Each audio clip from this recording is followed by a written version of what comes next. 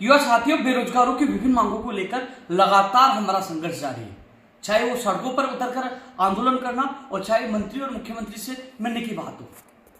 साथियों, कहा लेकिन अचानक एक बड़ा वाक्य घटित हुआ जो आप लोगों को मैं बताना चाहूंगा। लेकिन ये वीडियो इसलिए महत्वपूर्ण बन जाता है कि अध्यापक भर्ती का परिणाम कब आएगा, पीटीआई भर्ती का परिणाम कब आएगा, कैलेंडर भर्तियों का कैलेंडर कब जारी होगा, जेएन भर्ती का क्या हुआ कल वार्ता में, और मुख्यमंत्री से क्या क्या वार्ता हुई, और आने वाले समय में 1 लाख भर्तियों का वर्गीकरण कब होगा। इस चीज को लेकर ये वीडियो मैं बना रहा हूं क्योंकि लगातार हम संघर्ष कर रहे हैं और कल मुख्यमंत्री जी से भी बहुत ही अच्छी तरीके से बात हो पाई। कई बार कहते हैं ना, जो होता है अच्छे के लिए होता है। हम पहुंचे और सबसे बड़ी दुख की बात है कि हमारे सापड़ा के एमएलए आलोक बेनीवाल जी, जिनसे मेरी बात हुई और मैंने कहा कि मैं आ रहा हूं, और वहां जाने के बाद जब पुलिस प्रशासन ने उनको पूछा तो इशारों में उन्होंने मुझे गिरफ्तार, हम लोगों को हिरासत में ले लिया गया। मेरे साथ हरमान चौधरी, मेरे साथ सरदारमल चौधरी और लोकेश मीणा, हम 4 लोग थे। साथियों, मैं हालांकि एमएलए की हमेशा प्रशंसा करता हूं, वो व्यक्तिगत अच्छे व्यक्ति है, मैंने पहले भी कहा आज भी कह रहा हूं। लेकिन जो कल जिस प्रकार जब मुझे पुलिस के लोगों ने बताया कि उनके इशारे पे आपको हिरासत में लिया गया तो मुझे बुरा लगा। लेकिन कहते हैं ना, भगवान जो करता अच्छे के लिए करता है। हिरासत में लिया, सोशल मीडिया पे हंगामा हुआ, और माननीय धर्मेंद्र राठौड़ जी से मेरी बात हुई और मैंने उनके सामने बात रखी कि हम ऐसे मिलने आए थे और ये शाहपुरा है। मैंने सोचा कि मेरे गांव में मुख्यमंत्री आ रहे हैं तो मैं मिलूं, मैं युवाओं की तरफ से मिलूं, युवाओं की बात रखने के लिए आया था, ना कि विरोध करने आया था। जबकि उन्होंने ये कहा कि विरोध करने आए और मुझे पुलिस के द्वारा हिरासत में लेकर अमृतसर थाने में 1 घंटे के लिए हम 4 साथियों को बिठा दिया।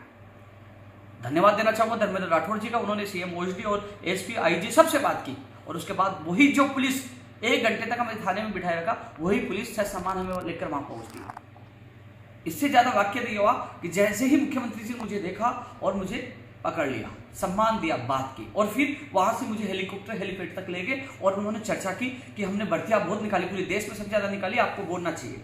मैंने कहा भर्तियां निकाली है, लेकिन 1 लाख प्रतिदिन भर्तियां भी हैं और 1 लाख भर्तियों का वर्गीकरण जारी आना, यह आपकी घोषणा अच्छी है और हम युवा बेरोजगार महासम्मेलन कर रहे हैं, आपको हम बुलाना चाहते हैं, आमंत्रित करना चाहते हैं। वो न्योता भी दिया।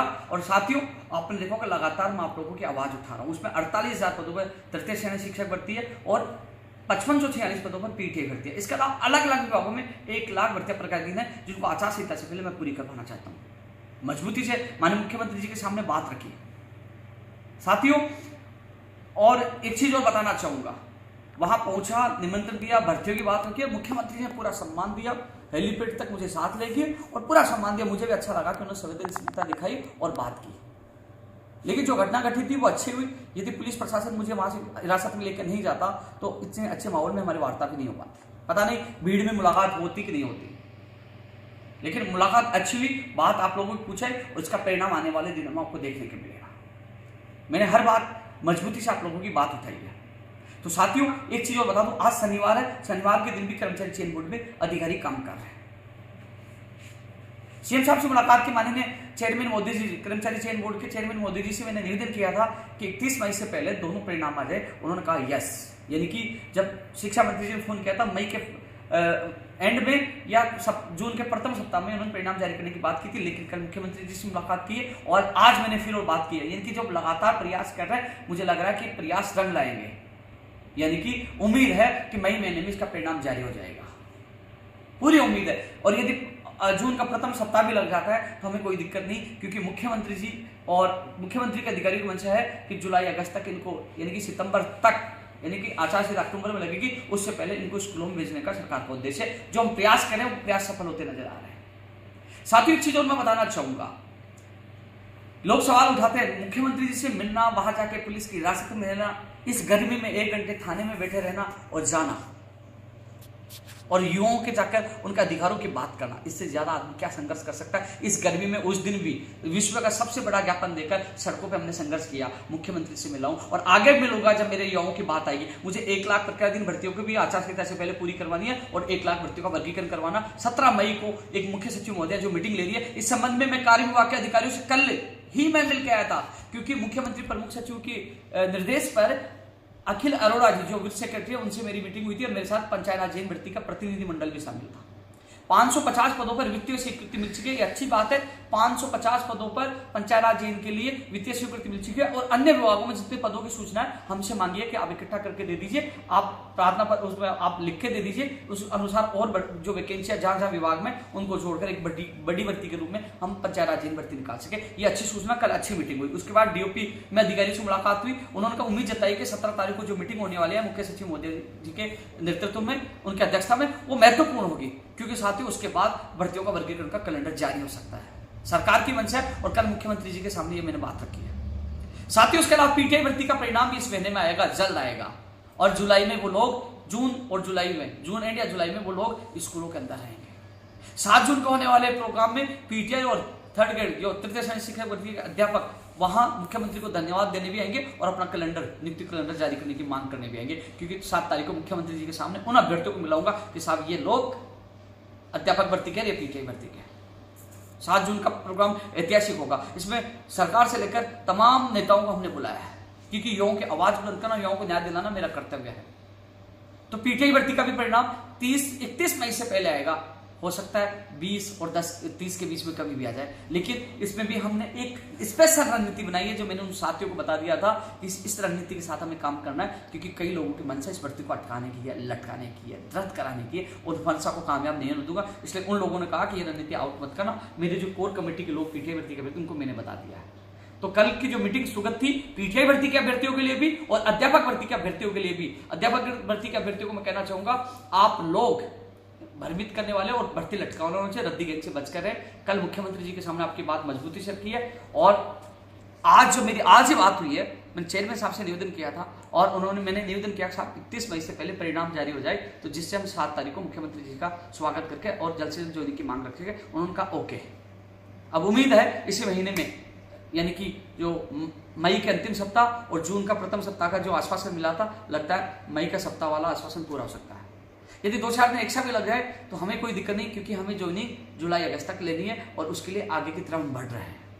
साथियों, एक सवाल यह था कि जो कई लोग 60,000 पदों पर पद बढ़ाने की मांग कर रहे थे। साथियों, मैं मुख्यमंत्री प्रमुख सचिव और जॉइंट सेक्रेटरी से मिला हूं, आपका डेलीगेशन भी मिल गया, आप जाके पूछ लेना। मैंने हमेशा आपकी बात उठाई है। मैंने उनके सामने बात रखी, उन्होंने कहा विभाग में पद खाली नहीं। मैंने कहा 12,000 की घोषणा कैसे की गई? उन्होंने कहा जो रिटायर्ड होने वाले साल भर बाद उन लोगों को पदों की गणना करके हमने घोषणा की, अभी 3rd ग्रेड की वैकेंसी अभी नहीं आने वाली, विभाग में पद नहीं है। उन्होंने कहा पद हम तब बढ़ा सकते थे, एक 2nd ग्रेड का डीपीसी का मामला है, उस पर स्टे मिला हुआ, यदि वो हल हो जाता, डीपीसी हो जाती 2nd ग्रेड का मामला का, तो कहने के वो पद हमें मिलते तो हम पद बढ़ाते, लेकिन वो मामला न्यायालय में लंबित है इसलिए पद नहीं बढ़ पाएंगे। तो मुझे मौका मिला, मैंने वहां बात रखी है, ये वीडियो सेव आप जाके कभी पूछ लेना। ऐसा नहीं कि मैंने 60,000 के पद बढ़ाने वाला साथ नहीं दिया, लेकिन जब उन्होंने साफ मना कर दिया, इसके बाद मैं इससे ज्यादा क्या कर सकता, लेकिन मैंने आपकी मांग रखी है।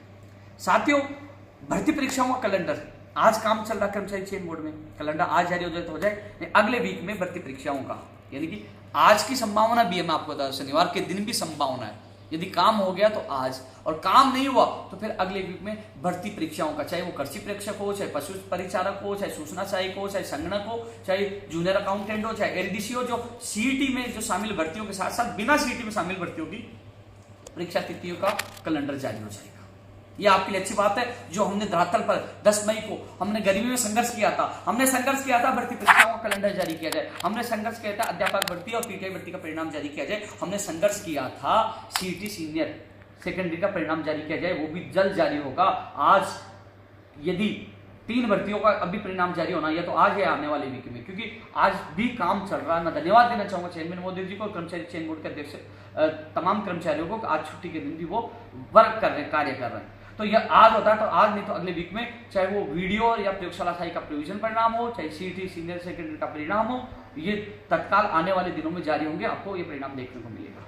भर्ती परीक्षाओं का कैलेंडर भी तत्काल अब जल्द जारी होगा, यानी कि आज नहीं आने वाले वीक में जारी होगा। 1 लाख पर क्या दिन भर्तियों की 17 तारीख को मीटिंग है नई भर्तियों की वर्गीकरण के लिए, जिसके लिए लगातार आपने देखा होगा सब भूल जो एक भी एमएलए भी नेता नहीं बोल रहा, लेकिन मैं लगातार आवाज उठा रहा हूं कि नई भर्तियों का विभाग वाइज वर्गीकरण हो। जो लोग पूछ रहे एसआई आएगी या नहीं आएगी, आरएस आएगी कि नहीं आएगी, और अलग पशुधन सहायक आएगी कि नहीं आएगी, 3rd ग्रेड आएगी कि नहीं आएगी, 1st ग्रेड आएगी कि नहीं आएगी, ये अलग अलग चीजें लोग पूछ रहे हैं।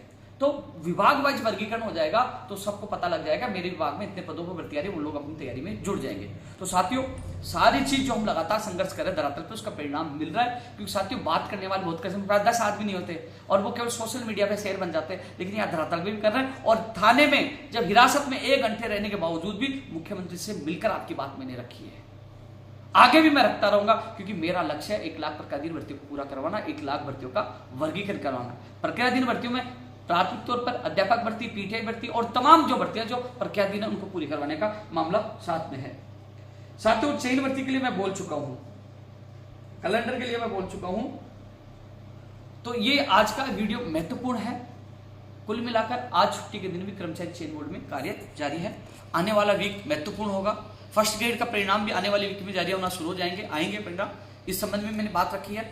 और इसके अलावा साथियों, तमाम चीजों के लिए मैं लगातार आवाज उठा रहा हूं। विश्व का सबसे बड़ा ज्ञापन उस गर्मी में 2000 लोगों के साथ 7 जून को फिर एक बार, वो 7 जून का जो होने वाला प्रोग्राम कोई पॉलिटिकल प्रोग्राम नहीं है, वो केवल युवाओं की ताकत का एहसास कराना, युवाओं की मांगों को मजबूती देना, युवाओं की प्रक्रियाधीन और नई भर्तियों को जल्द से जल्द पूरी करवाना, उन सबके लिए ये आंदोलन है। मैं हमेशा युवाओं के लिए लड़ता हूं। जब तक मैं राजस्थान बेरोजगार एकीकृत महासंघ में हूं, मैं युवाओं की यूं आवाज बुलंद करता रहूंगा, चाहे मुझे जेल में कितना ही डाले, चाहे कितने लोग ट्रोल आर्मी होके, चाहे मुझे कितना ही बदनाम करने की कोशिश करे। मैं किसी के बाप से नहीं डरता, क्योंकि राजस्थान के लाखों युवा मेरे साथ है, उनके माता पिताओं का आशीर्वाद मेरे साथ है। मैं उनके लिए आज भी लड़ा था, कल भी लड़ूंगा, और जेल में एक बार नहीं 1000 बार हिरासत में ले मैं लड़ूंगा। लेकिन कल का मुख्यमंत्री जी का रवैया और उनका बात करने का तरीका बहुत मुझे शानदार लगा, और उन्होंने विश्वास भी दिलाया है कि ये तत्काल ये प्रक्रियाधीन भर्तियों को और वर्गीकरण करवाकर युवाओं को बड़ी राहत देंगे।